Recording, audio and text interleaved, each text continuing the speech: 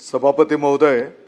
बालकांचा मोफत व सक्तीचा शिक्षणाचा अधिकार अधिनियम 2009च्या अनुषंगाने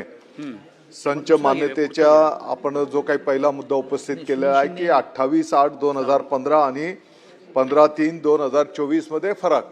आपल्याला माहिती आहे की या संदर्भामध्ये 28/8/2015 चा जेव्हा हा शासन निर्णय झाला तर त्यामध्ये काही सुधारणा होण्याच्या दृष्टिकोनातून त्या ठिकाणी शालेय शिक्षण मुख्य अप्पर सचिवांच्या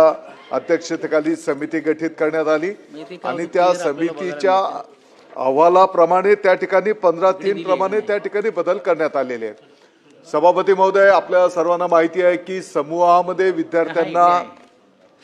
एक शिक्षण चांगल्या पद्धतीने त्या ठिकाणी मिळत असतं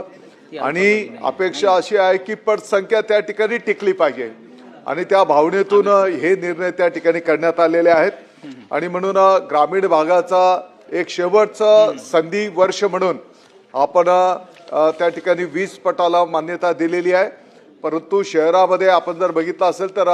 अतिशय जवळपण आणि जे काही भौगोलिक परिस्थिती असते या सर्व सुविधा त्या ठिकाणी उपलब्ध असतात आणि म्हणून ग्रामीण भागाच्यासाठी एक विशेष बाब म्हणून शेवटचं वर्ष म्हणून आपण पटसंख्येच्या संदर्भामध्ये त्या ठिकाणी सवलत दिलेली आहे। आणि आपला दुसरा जो मुद्दा होता रात्रशाळेच्या संदर्भामध्ये,